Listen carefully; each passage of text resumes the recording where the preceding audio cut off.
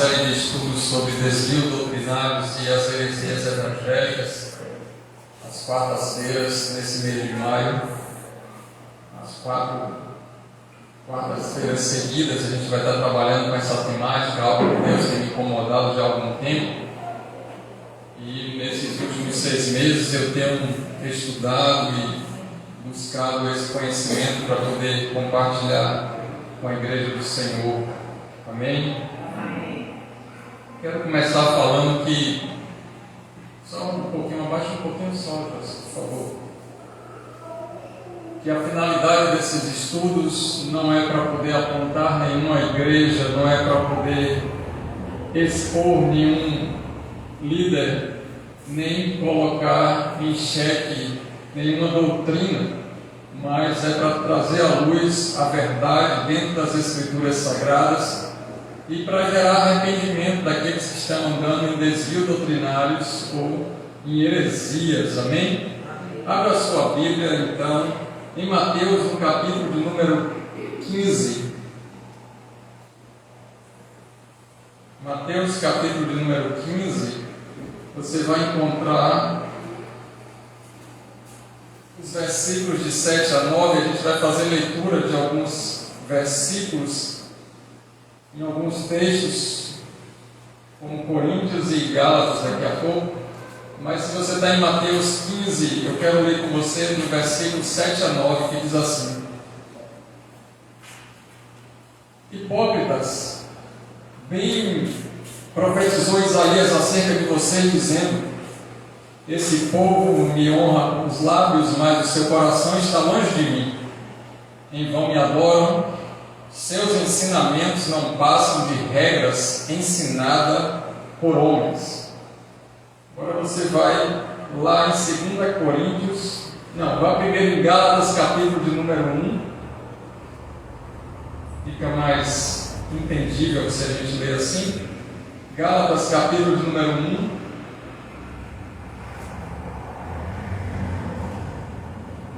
Versículo de 6 a 11.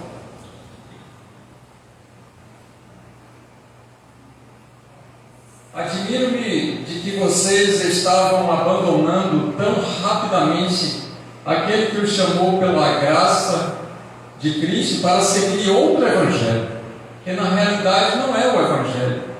O que ocorre é que algumas pessoas os estão perturbando, querendo perverter o evangelho de Cristo.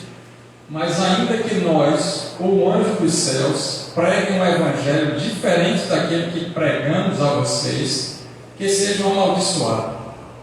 Como já dissemos, agora repito: se alguém anuncia a vocês um evangelho diferente daquele que já receberam, que seja amaldiçoado, anátema. Acaso busco eu agora a aprovação dos homens ou a de Deus? Ou estou tentando agradar a homens? Se ainda estivesse procurando agradar homens, não seria servo de Cristo. Irmãos, quero que saibam que o evangelho por mim anunciado não é de origem humana. E você volta então um pouco para 2 Coríntios, no capítulo de número 11. E a gente vai ler os versículos de número 2 a 6.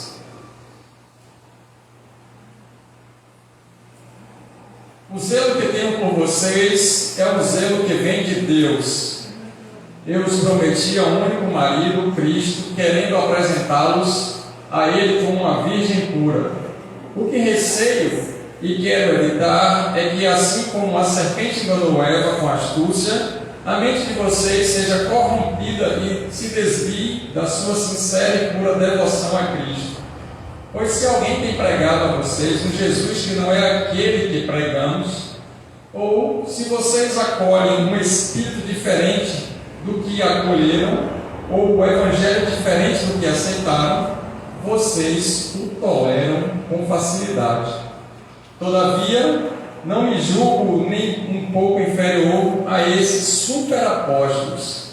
Eu posso não ser um orador eloquente, contudo, tenho conhecimento.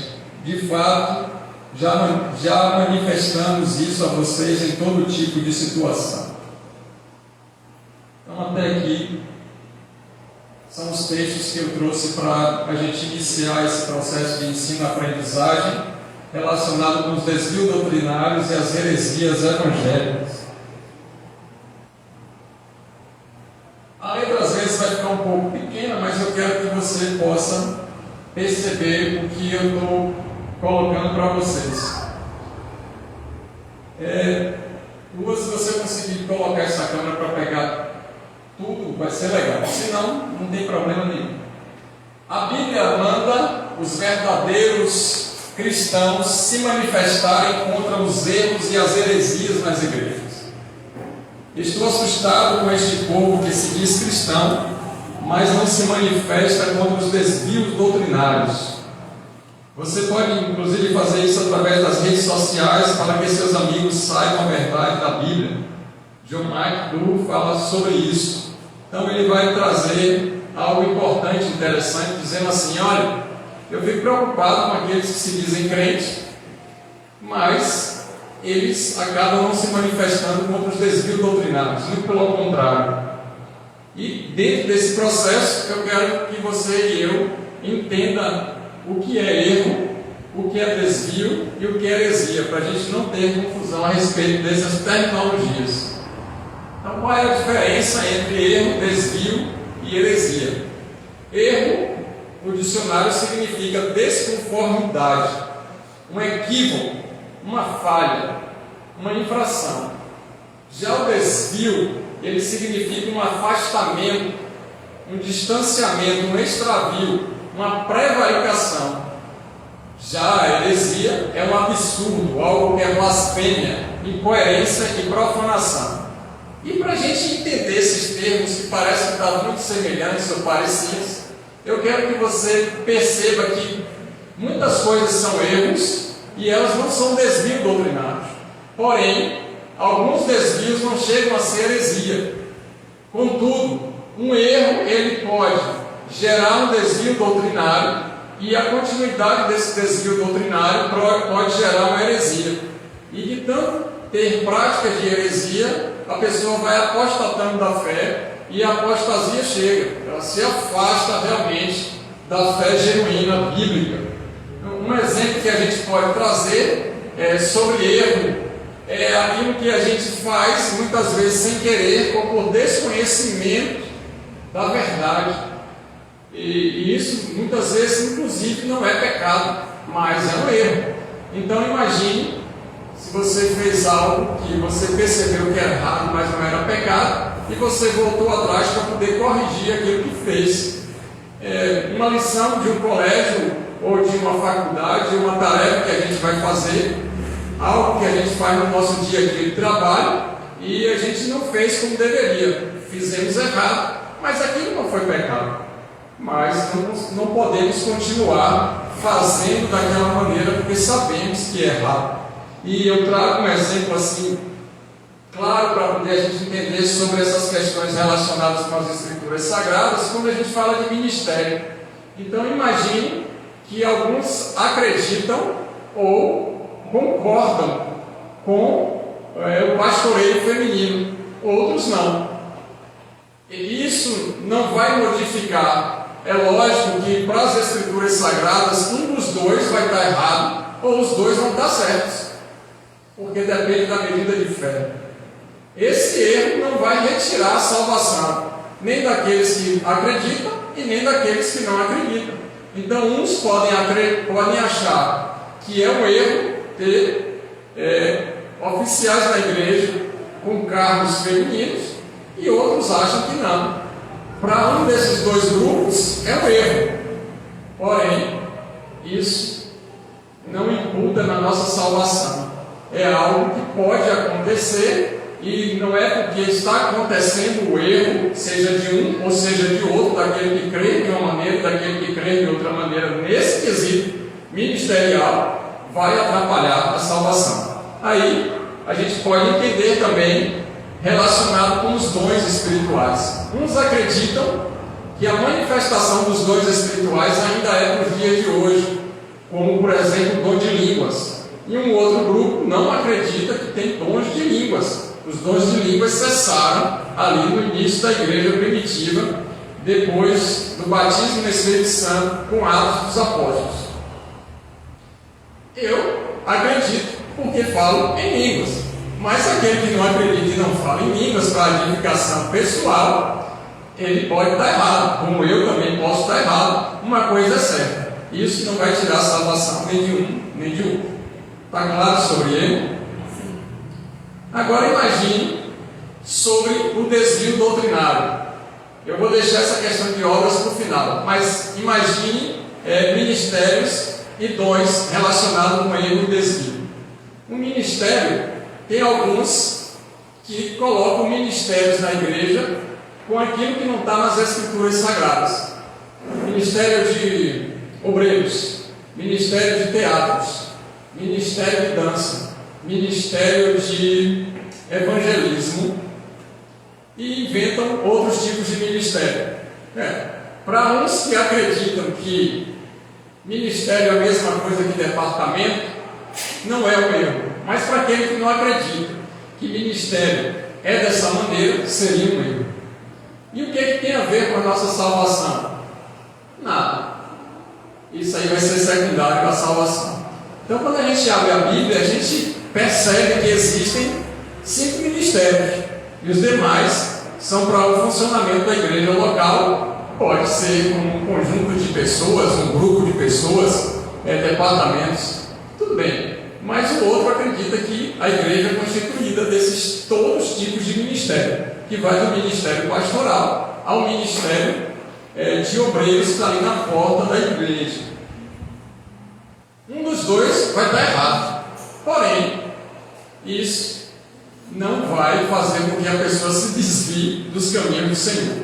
Porém, precisa tomar muito cuidado, porque à medida que vai se colocando coisas que não estão nas Escrituras Sagradas, fica uma linha muito íngreme, muito fina, tênue, para acontecer desvios. Imagine agora que tem alguns que acreditam que o ministério apostólico é para os dias de hoje, e outros acreditam que o ministério apostólico não é para o dia de hoje. Ele encerrou ali com os apóstolos que viram Cristo. Ok. Se a gente entende que existe o ministério apostólico no dia de hoje, não pode estar tudo focado no ministério apostólico achando que ele é o substituto do Papa, porque estamos em uma fé que não católica romana. Daí possa ser que aconteça desvios, porque se o apostolado ele só vai existir para o cumprimento de algo específico, e a igreja que não tem apóstolo não é uma igreja avivada nos dias de hoje, isso já seria um desvio doutrinário. Está claro? Trazendo para os dons. O dom de línguas, que é o que mais a gente percebe nas igrejas pentecostais e neopentecostais. A glossolalia, que é o falar em línguas. Se esse falar em línguas, o acreditar ou não, porque é da proporção da fé, uns falam e outros não, tudo bem. Mas à medida que a pessoa acredita que somente aqueles que falam em línguas, que são batizados no Espírito Santo, aí já é um desvio doutrinário. Porque o Espírito Santo não somente enche em plenitude a pessoa que fala em línguas. Existem outros dons do Espírito Santo, que é o dom da profecia, da sabedoria, do conhecimento. Existe o dom de interpretação de línguas, existe dons de cura, existe dom de serviço, dom de supervisão, o dom do cuidado. Então, acreditar que somente quem fala em línguas que tem o Espírito Santo, aí é desvio doutrinário. Está claro? E achar que só os salvos é que falam em línguas, aí já é heresia.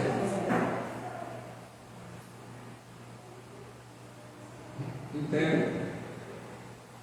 O falar em língua não é um pré-requisito para a salvação. Pela graça sois salvos, isso não vem de vós, é dom de Deus, para que ninguém se glorie. Então, Jesus fez o sacrifício perfeito na cruz, para que todo aquele que crê fosse salvo. O falar ou não em línguas, estou dando exemplo assim, porque é o que mais a gente percebe, não diz se a pessoa está salva ou não. E alguns acreditam que só vai ser salvo se estiver falando em língua, aí já é heresia. Vamos para as obras então.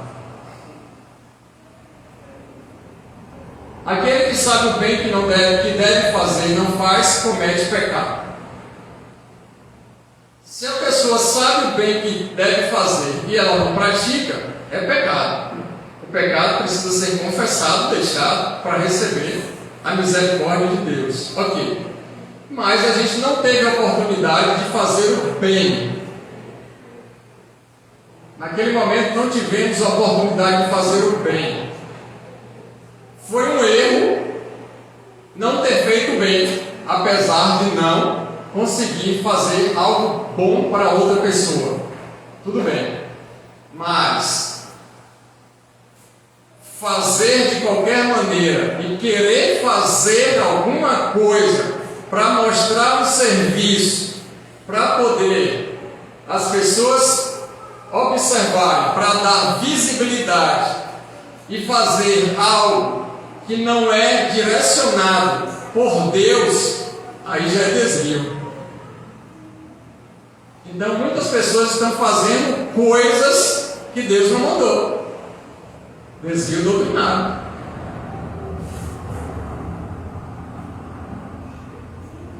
E aí muitos não querem participar das intercessões porque está invisível, mas todos querem estar com o microfone na mão. E nem todos foram chamados para estar com o microfone na mão. Mas se insiste que todo pastor tem que ser cantor, ou todo cantor tem que ser pastor, é desvio. Está claro? Porque uns foram chamados para pastores, outros para mestres, outros para evangelistas. Nem todos foram chamados para cantar. Então só pode liderar jovens se for pastor. É um erro, mas se esse erro continuar sendo insistente, possa ser que ele vire um desvio. E daqui a pouco, para exercer os cargos na igreja, todos têm que ser pastores. E aí não dá para todos serem pastores, aí então a grande maioria vai ser presbítero e a gente vai rodar esses presbíteros para tudo quanto é lugar, sob o comando de um pastor. E ele não tem chamado de presbítero nenhum, não sabe aconselhar, não tem maturidade, desvio doutrinário. Está claro? Legal. Agora imagine que a pessoa acreditar, se ela não fizer nada, a suficiência de Cristo na cruz não dá conta da salvação dela. Um exemplo: acreditar que precisa fazer qualquer sacrifício que seja para ser salvo. Não acredita que Jesus já fez isso na plenitude e completude, e é apenas entender, aceitar e receber a salvação. Vai acreditar diferente disso. Vai acreditar que se não fizer alguma coisa, se não ofertar, se não dizimar, perde a salvação. Que se não evangelizar, perde a salvação. Que se não fizer ou não participar de algo relacionado com a igreja local ou com o reino de Deus, perde a salvação. Heresia. Porque Cristo é suficiente para a salvação. A gente não precisa fazer mais nada, Ele já fez tudo. É só aceitar que Ele é completo.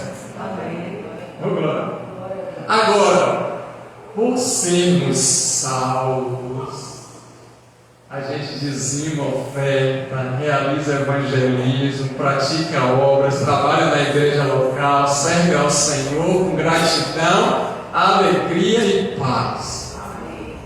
Porque aquele que não faz isso está no desvio doutrinário. Porque ele foi salvo e agora não está fazendo nada. Então ele está desviado da doutrina verdadeira. Porque o salvo, ele é impulsionado impulsionado a realizar algo para o Senhor. O não salvo, ele não faz. Seja porque ele não acha merecedor de fazer alguma coisa, ou seja porque ele não quer realmente fazer alguma coisa. Todo salvo está envolvido com o reino de Deus para fazer alguma coisa para o Senhor. Amém? Amém. Essa diferença é muito importante sobre erro, desvio e heresia, para que a gente comece a entender o que Deus tem para mostrar para a gente nesses dias. Só que como a gente viu essas diferenças de erro, desvio doutrinário e heresia, é necessário que a gente conheça as principais doutrinas do cristianismo. Como é que eu vou saber que eu estou fazendo alguma coisa que é errada? Como é que eu sei verdadeiramente que eu não estou com práticas e desvios doutrinários? Ou se eu estou errando em alguma coisa, repetindo essas práticas como desvio, e já estou fazendo coisas que não estão na Bíblia, acreditando que é de Deus. Eu preciso conhecer as doutrinas fundamentais do cristianismo e eu vou trazer para vocês as 11 principais. Ok? É claro que tem um bocado de referência aí, mas quais são os pontos principais então dessas doutrinas do cristianismo? Primeiro, existe um Deus que é o Criador. Amém? Só existe um único Deus e Criador de todas as coisas. Um ser superior ao ser humano.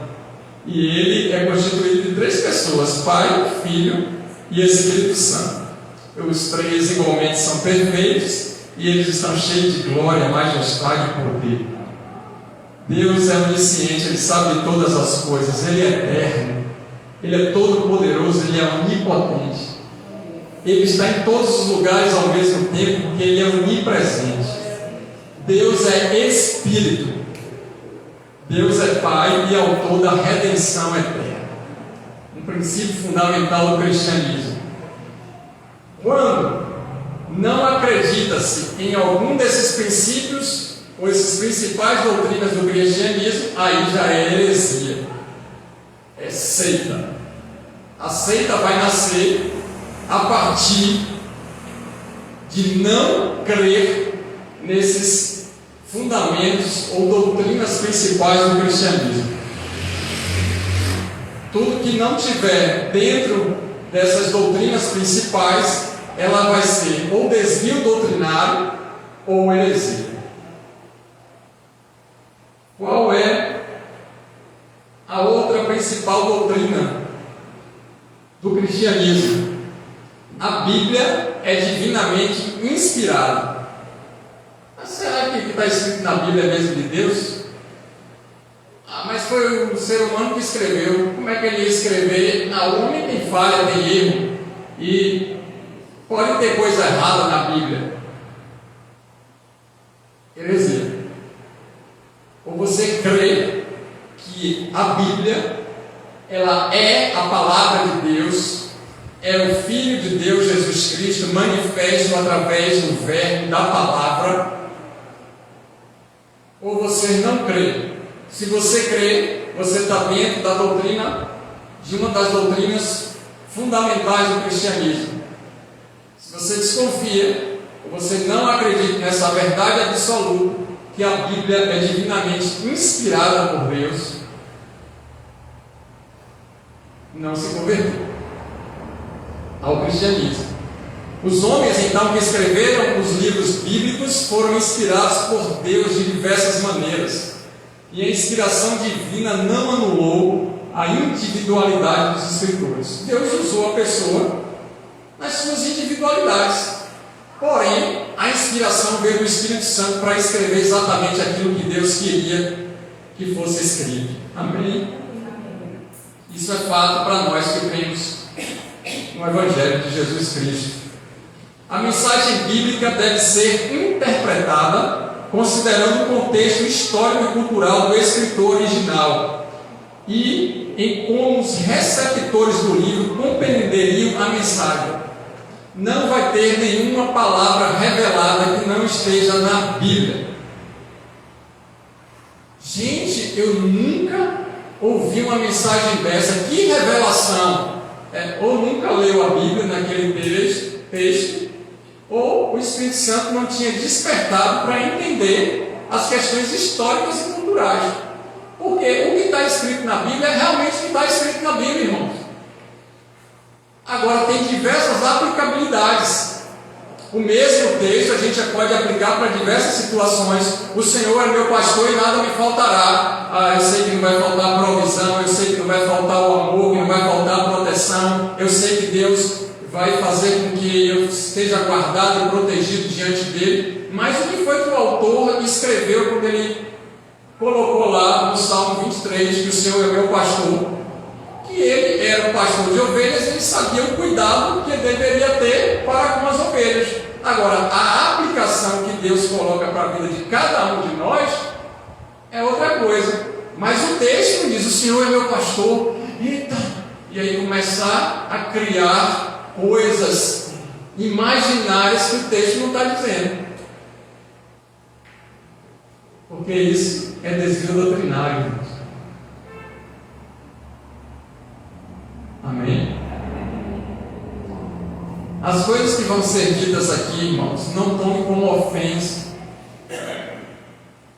Não fique chateado. Nós nascemos no Evangelho, a gente vai ver daqui a pouco uma história do Evangelho, da Igreja Evangélica no Brasil, que nós nascemos no Evangelho muitas vezes corrompido, nós não aprendemos um outro Evangelho. Então, para a gente, a verdade eram coisas de menino, que talvez a gente traga essas meninices até os dias de hoje, mas a partir de agora se encerra a nossa fase de criança, para que a gente possa encarar o Evangelho de maturidade e com profundidade nas certezas e nas bênçãos de Deus. Amém? A Bíblia é o padrão pelo qual toda doutrina, pensamento ou procedimento de fé devem ser julgados. A gente abre as Escrituras Sagradas para ver o que está contido ali, e a gente entende que fala de Jesus Cristo. Ele é o nosso padrão de fé, nosso padrão doutrinário. Todo o nosso pensamento, todas as nossas ações, as nossas atitudes, as nossas práticas e comportamentos têm que estar alinhada com aquilo que está nas Escrituras Sagradas. Não é com um livro de algum escritor que não seja dentro da Bíblia. Não é com um modelo humano, não é com os posicionamentos de pessoas, mas é o que a Bíblia diz que é verdade, que a gente precisa se espelhar. Ela é o nosso padrão de doutrina verdadeira. Amém? Amém. E a gente não vai associar nada além dela. É claro que um livro é importante a gente ler, ver um entendimento de um autor, ouvir as pessoas, saber quais foram as experiências, estar em comunhão com os irmãos. Isso é muito importante. Mas a Bíblia é o nosso padrão para a gente saber o que fazer. Se estiver na Bíblia, a gente vai fazer de acordo com as Escrituras. Se não, não. Ainda que seja a pessoa mais querida, amada e mais íntima sua. Se não estiver nas Escrituras, a gente lê o texto que Paulo diz assim: se alguém trouxer um outro evangelho que não de Jesus Cristo, que seja considerado uma maldição. Então a Bíblia, ela é divinamente inspirada. Glória a Deus que aqui na igreja ninguém tem dúvida disso. E eu trouxe uma frase para poder motivar você a partir desse momento e fazer um quebra nas principais doutrinas do cristianismo. Não tenha medo de buscar conhecimento, amadurecimento e mudança.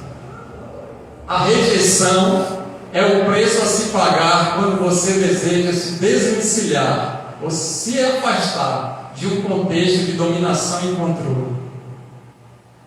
A verdade liberta. E conhecereis a verdade e ela. Então aqueles que estão em desvio doutrinário vão se afastar da gente. Aqueles que estão em práticas de heresia, eles vão nos rejeitar. Em compensação, nós vamos ser luz para que haja conversão genuína na vida deles. Eles terão a oportunidade de se arrepender e voltar atrás onde caiu, ou se converter pela primeira vez de verdade. Outra principal doutrina do cristianismo, irmãos, é que Jesus Cristo é Deus e também homem. Jesus Cristo é Deus, o Filho, a segunda pessoa da Trindade, também é ser humano. Ele veio de forma física, corpórea na terra. Jesus Cristo não é um ser celestial, iluminado. Ele não era apenas um profeta. Jesus não é um ser de luz. Não é uma consciência. Ele é uma pessoa e ele veio na terra em forma física. Jesus já existia antes da eternidade. Ele foi concebido pelo Espírito Santo e jamais pecou. Ele foi crucificado por causa dos pecados da humanidade, se tornou o único mediador entre Deus e os homens. Ele foi sepultado, ressuscitou fisicamente ao terceiro dia, apareceu uma grande multidão de discípulos, ascendeu ao Pai e retornará para resgatar sua igreja, julgar a humanidade e reinar sobre as nações. Isso é verdade. Jesus Cristo é Deus e homem. Você precisa acreditar nessas coisas. Nós precisamos acreditar nessas coisas. Outra doutrina principal do cristianismo. Veja se você realmente é cristão a partir de agora. Se você não vai, ou você não é, eu não vou fazer apelo. Porque a palavra, ela te encontrou, e aí você se arrepende e se converte. Talvez quando a gente lê as doutrinas do cristianismo, a gente diga: meu Deus, eu pensei que eu era crente, eu pensei que eu era cristão. A gente tem essas sensações. O Espírito Santo, sua pessoa e missão. O Espírito Santo é o ajudante, Paracletos. No grego, ajudador, consolador. Ele é uma pessoa e não energia. O Espírito Santo não é uma energia atômica. Ele é uma pessoa. E se ele é uma pessoa, a gente tem contato e pode se relacionar com ele. E ele habita em todo aquele que fez aliança verdadeira com Deus por intermédio de Cristo Jesus e se arrependeu genuinamente dos pecados e confessou ao Senhor. Então, a missão do Espírito Santo é convencer o ser humano que é pecador e que merece ser condenado por Deus. Isso ele vai gerar um novo nascimento e uma santificação. Vai fazer com que as pessoas nasçam de novo espiritualmente falando. Ele vai iluminar e consolar os cristãos. E ainda vai distribuir dons espirituais. O Espírito Santo, ele é Deus. Oh glória! Aleluia! Então, irmãos, o apelo que eu faço para vocês hoje é: corra de igrejas onde você fica confortável com seus pecados. Se o Espírito Santo não está te convencendo do pecado, da justiça e do juízo, tem algo errado no lugar que você frequenta também. Uma igreja que não prega contra o pecado para não perder pessoas, perdeu Cristo. E não são poucas as igrejas que hoje não pregam mais falando sobre o pecado, para não perder as pessoas. Ok? Eu estou rápido ou está dando para entender? Outra doutrina, a pecaminosidade humana, a raça humana é pecadora. O ser humano foi originalmente criado por Deus à sua imagem e semelhança para adorar e ter comunhão com o Criador e exercer domínio sobre a criação. Mas a rebelião do ser humano para com Deus fez com que o ser humano se corrompesse, a criação foi contaminada, aconteceu a morte física e espiritual como consequência final do pecado. A restauração da comunhão com Deus é essencial à humanidade. Porém, ou entretanto, o ser humano é incapaz de se reconciliar ou conquistar ou reconquistar essa reconciliação com Deus. Por mais esforço que ele faça, não tem nada que a gente possa fazer que nos reconcilie com Deus, se não for por intermédio de Cristo Jesus, nosso Senhor. Fim de papo. Doutrina cristã. Não tem nada que a gente faça para poder ter algum crédito com Deus. Não tem nada que a gente faça para poder Deus amar mais a gente. Não tem nada que a gente faça para a gente ficar com um bônus para aquele grande dia. Jesus já fez tudo. Nós somos pecadores e merecemos o inferno, mas por causa de Cristo nós vamos para o céu. O ser humano é pecador.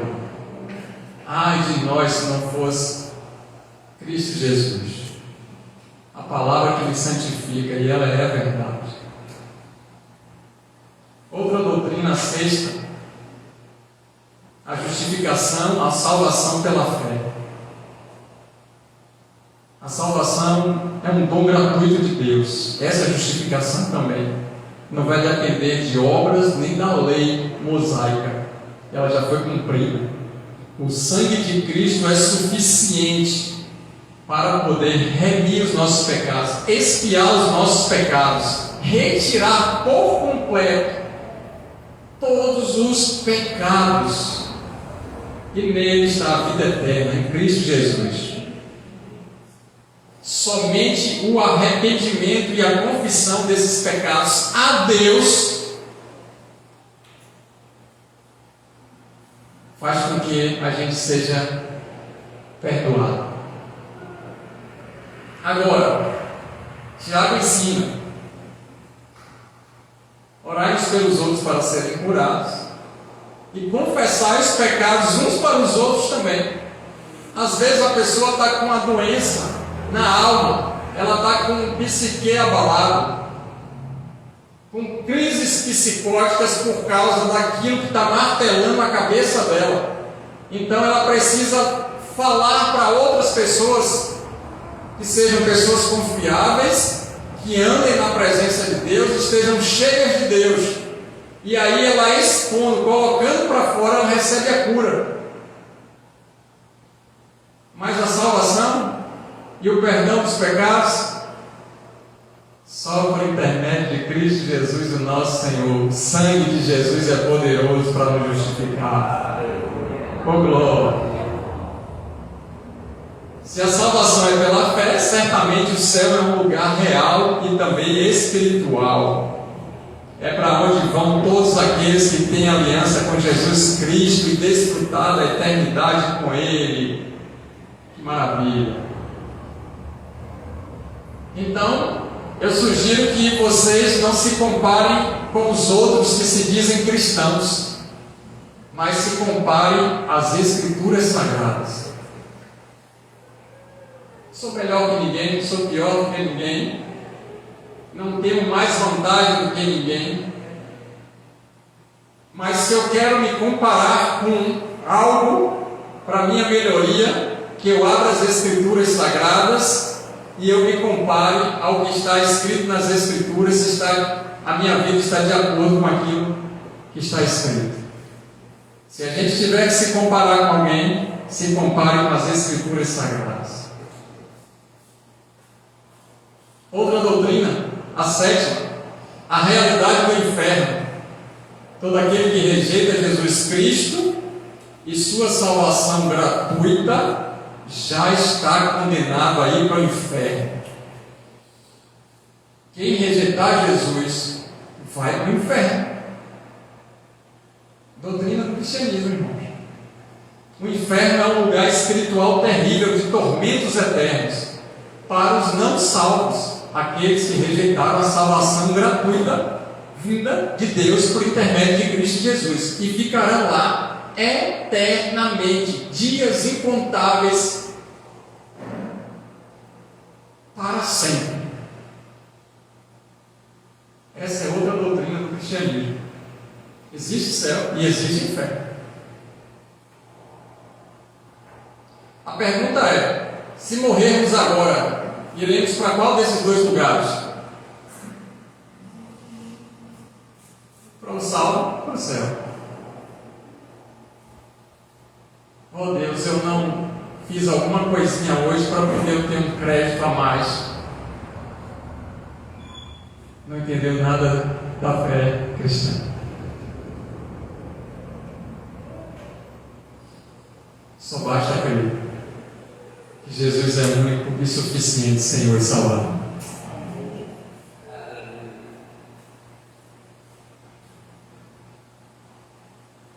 Outra doutrina do cristianismo, irmãos: batismo em águas ou em água.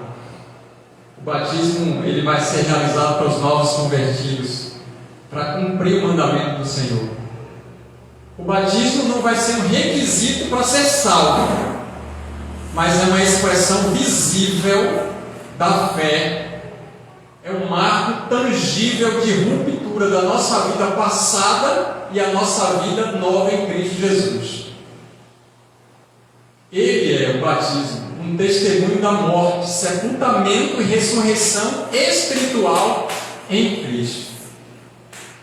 O salvo, ele fica com recém-convertido, recém-salvo por Cristo, ele fica com ânsia de se batizar, porque é gerado essa necessidade do batismo.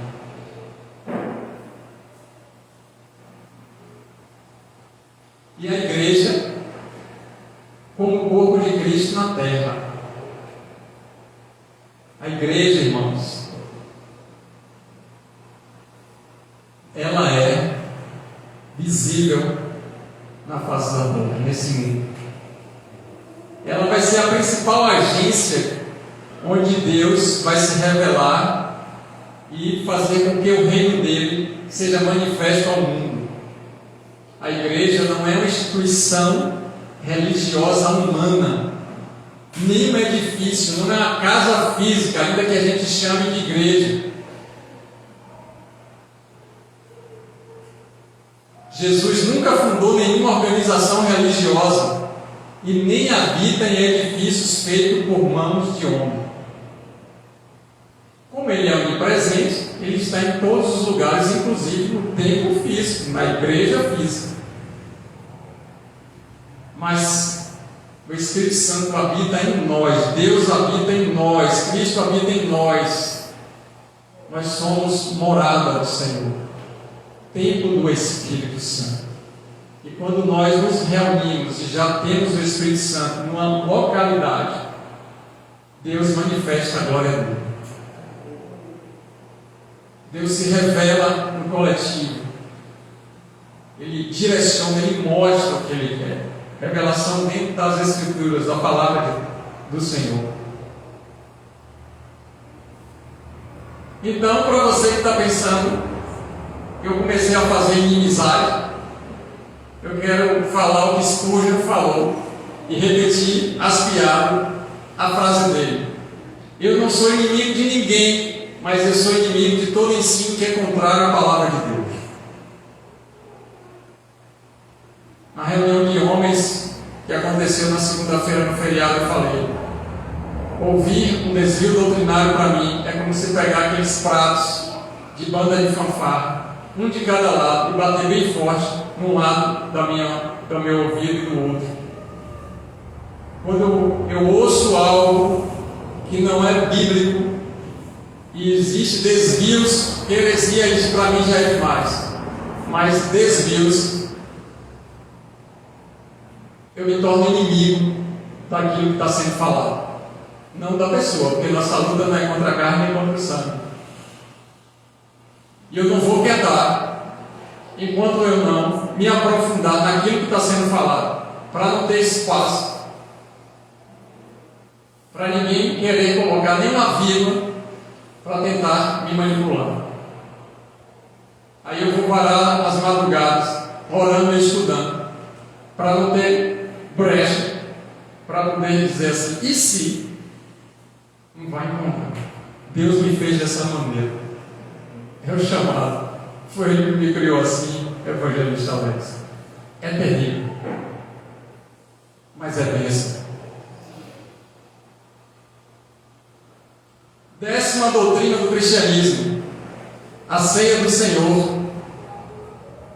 A ceia do Senhor deve ser realizada pelos cristãos como o mandamento de Jesus Cristo. É uma refeição, era originalmente o jantar. Vai ser compartilhado pelos discípulos em memória dele, até a segunda vinda dele. E essa vinda de Jesus é física, não somente espiritual. Jesus vai voltar fisicamente para buscar a igreja dele. Louvado seja o nome do Senhor. A ceia então vem como um segundo sacramento. Primeiro batismo, segundo ceia. Não existem outros. Todos os outros sacramentos, além desses dois, batismo e ceia, são desvios doutrinários ou heresias, dependendo de como ele é realizado. A ceia é a celebração material e espiritual da igreja com Cristo. Celebramos a ceia até que Ele venha. Mandamento. 11ª, e a gente vai encerrar as doutrinas do cristianismo por aqui. Existem outras secundárias, mas essas são as principais. O retorno do Rei Jesus e os últimos dias. Jesus Cristo retornará de repente, ou repentinamente, e visível para todos. Todo olho verá, e todo joelho se dobrará, e toda língua confessará que Jesus Cristo é o Senhor. A glória manifesta dele vai ser tão poderosa que as pessoas vão cair de joelho e vão ter que falar, mesmo que não queiram abrir a boca. A boca vai se desenrolar e vai dizer: Jesus Cristo é o Senhor. Se a gente já faz isso hoje e a gente continua fazendo naquele grande dia, vai ser glorioso para nós que estamos no Senhor Jesus Cristo. Todos os cristãos que estiverem vivos terão seus corpos transformados. Todos os nascidos de novo serão reunidos e arrebatados às nuvens, unidos para sempre com Ele. E aí vai iniciar o reino de Cristo na terra, que durará 1000 anos. E Jesus Cristo vai reinar 1000 anos nessa terra. Depois haverá o julgamento final da humanidade. Aqueles que rejeitaram a salvação de Jesus, juntamente com Satanás e os demônios, serão lançados eternamente, não mais no inferno, mas no lago de enxofre. Porque agora Jesus Cristo voltou. Quem está no inferno está no inferno, quem está no céu está no céu. A igreja está com Cristo para reinar, mas depois de todo esse reinado, estaremos na bodas do Cordeiro. E aqueles que não têm aliança, que não creem, que rejeitaram o sangue de Cristo, a palavra da salvação, vão estar com Satanás e os demônios no lago de enxofre, que vai ser toda a penalidade por todas as coisas que fizeram, por todas as palavras proferidas, por todos os pensamentos, por todas as obras e por tudo que fez durante toda a existência.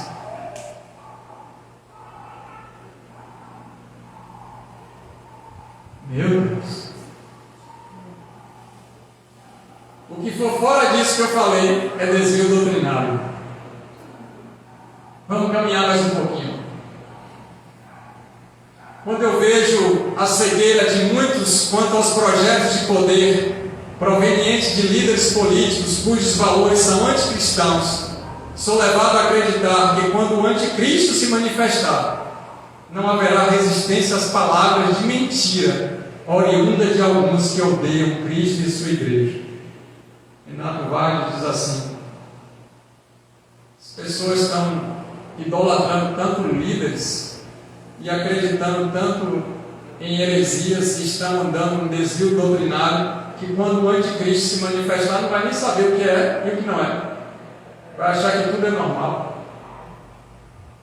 Estima-se que no Brasil tenham 10 mil apóstolos, 10 mil indivíduos que se comparam aos apóstolos bíblicos, 10 mil pessoas que arvoram para si um título que não lhes cabe, 10 mil pessoas envolvidas com falsa teologia e que prestarão contas a Deus por usar um título que não lhe pertence. Todos vão prestar contas a Deus daquilo que fez. Não são poucos, né? No Brasil, 10 mil, e a gente está assim. Tem alguma coisa errada com a igreja evangélica brasileira. Por isso que eu trouxe essa temática: desvios doutrinários e heresias evangélicas. Jesus tinha 12 e o evangelho chegou para mim e para você. A letra ficou pequenininha, mas eu vou ler para você. E o evangelho chegou para mim e para você. A gente tem 10 mil e o evangelho não está saindo da cidade. É uma coisa muito estranha. Muito estranha mesmo. Existe um modelo bíblico de igreja, então, irmãos? Existe. Primeiro, está em Atos 2,42. Muito miudinho, mas eu vou mandar lá no grupo da igreja. Eles vão perseverar na doutrina dos apóstolos, na comunhão, no partir do pão e nas orações. Aí são os princípios da igreja de Atos 2,42. E, sinceramente, a gente percebe que todas as informações que vão ser mencionadas a partir de agora, nesses dias, são facilmente encontradas na internet. É o que está escrito aqui de preto, com a letrinha branca. De estudos, artigos publicados, inclusive em revistas internacionais como a Cielo, que traz essas comprovações todas que eu vou falar. Não é simplesmente imaginação minha, mas uma pesquisa aí de 6 meses. E as perguntas que acontecem a partir desses estudiosos que vão falar sobre todos esses desvios: minha igreja é neopentecostal? O que a igreja neopentecostal ensina?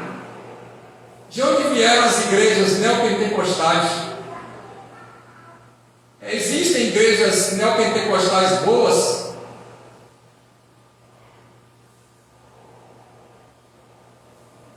E as igrejas pentecostais, qual é a diferença do neopentecostal para o pentecostal? Mas o mais importante é que a Bíblia seja a referência de como devemos fazer a igreja. Tudo que contraria o modelo bíblico deve ser evitado.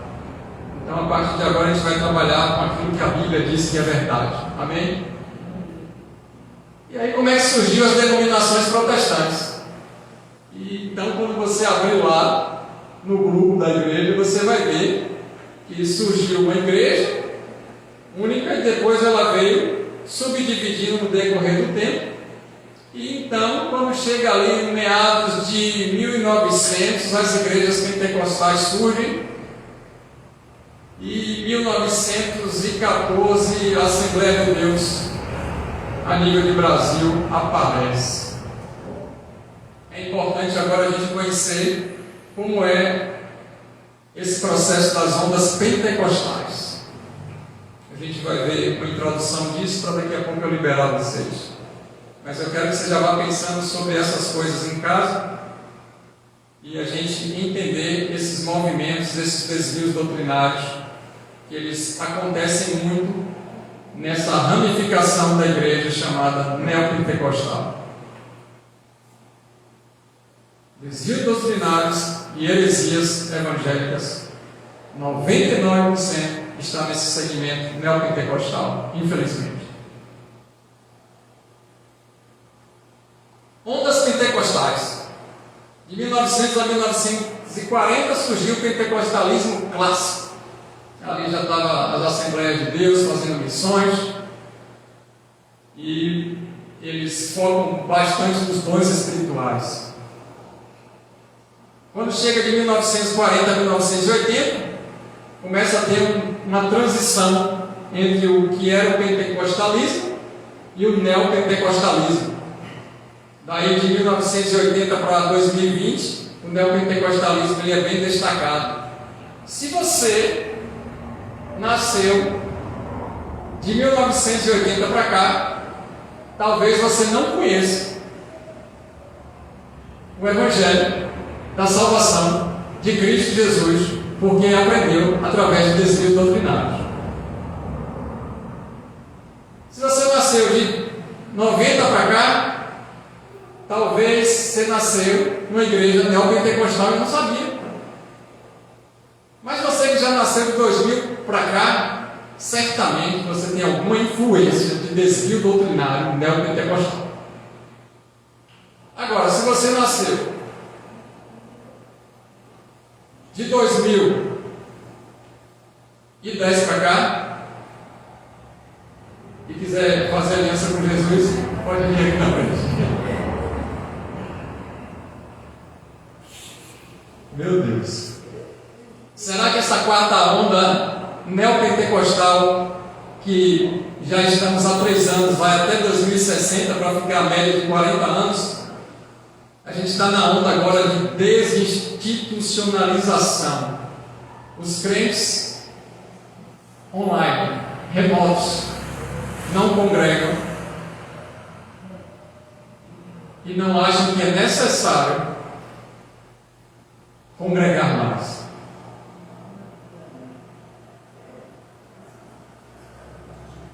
A transição do pentecostalismo no Brasil foi dessa maneira. E hoje a gente tem mais de 12 milhões de pessoas que não congregam e se dizem evangélicos. A gente tem uma igreja de 12 milhões de pessoas que não fazem parte de nenhuma denominação e se dizem crentes, ferindo o mandamento que é não deixar de congregar como fazem alguns. Então a gente tem um movimento aí dessas pessoas com diversos achismos e pensamentos, acreditando piamente que o que elas professam é a fé genuína e cristã bíblica, e não é. Estão desviadas doutrinariamente.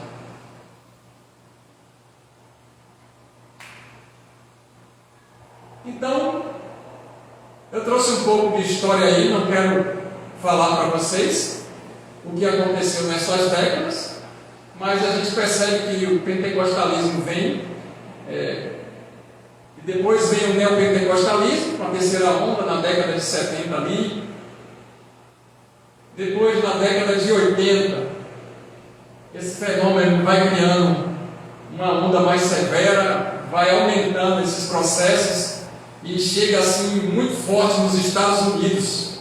E já sabe, né? Chegou nos Estados Unidos, a gente gosta de tudo americanizado, e em 90 vem aquele fenômeno com o movimento Vineyard no Canadá, que até hoje tem um grupo de louvor que ministra sobre essas coisas, porque o surgimento deles é dentro do neopentecostalismo e teve uma influência muito grande nas igrejas brasileiras de 1990 para cá. Então isso tem mais ou menos o quê? 40 anos, né? Igrejas neopentecostais, e a gente vai já encerrando por aqui. O que elas são, de onde vieram, o que ensinam e os cuidados que você precisa ter. É isso que a gente vai trabalhar a partir de agora. Eu quero só te apresentar essas principais igrejas para que você não fique com dúvida.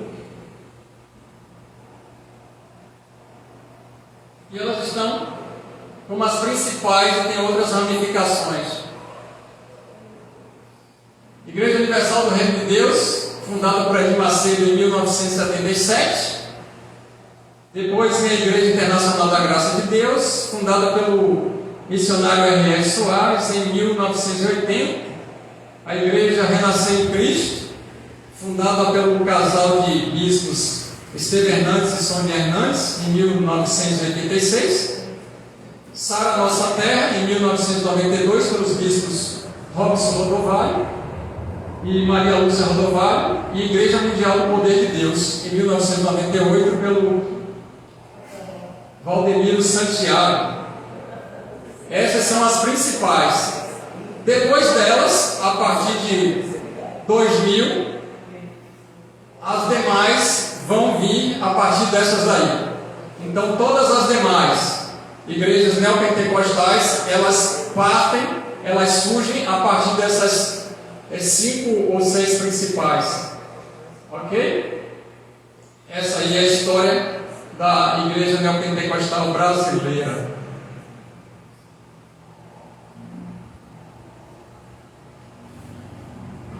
E aí eu deixo uma mensagem para a gente refletir. Há pessoas que afirmam crer na Bíblia, mas frequentam igrejas onde a Bíblia não é pregada. E no dia que a igreja resolver abrir suas Bíblias e comparar com o que é dito nos púlpitos, milhares de denominações irão fechar as portas. Essas igrejas parecem ser de Deus, mas elas não são.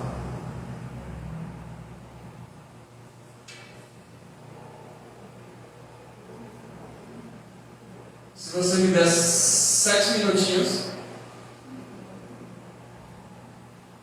eu quero trazer para você algumas características, pelo menos introduzir, para a gente poder conhecer quais são essas principais igrejas neopentecostais, o que elas fazem, o que elas pregam, como é que elas se movem. As características dessas igrejas, então, para a gente poder encerrar. Existem 30 características, eu quero compartilhar com vocês somente uma parte. Elas têm líderes carismáticos. São aqueles líderes eloquentes. Trabalham com PNL, que é psiconeurolinguística. Então, sabe como se comportar no púlpito. Faz um tipo de transe psicoemocional, regressão e hipnotismo. Esses líderes são carismáticos, eles se especializam nessas técnicas para poder atuar dessa maneira. Vão usar os meios de comunicação em massa, geralmente agora e nesses dias, as redes sociais. Vão estar envolvidas com a política partidária, participam de política partidária. As pregações estão voltadas para curas, vitórias e prosperidade financeira. Essa é a temática. O foco dessas igrejas são nas profecias e revelações, entre aspas. As músicas são almáticas e vai mexer com o ego, com as emoções, sentimentos das pessoas. E as canções são gospel. Quando a gente abre a Bíblia, a canção não tem fundamentação nenhuma, muito pelo contrário, está cheia de desvios doutrinários ou com repletas de heresias. Atribui aos demônios tudo o que acontece de ruim. Não deu certo, foi o demônio. Os cultos são de curas milagrosas e exorcismo libertador. Tem que ter expulsão e conversa com o demônio. E são curas assim que todo mundo fica maravilhado, coisas assim formidáveis que só acontecem em outra galáxia.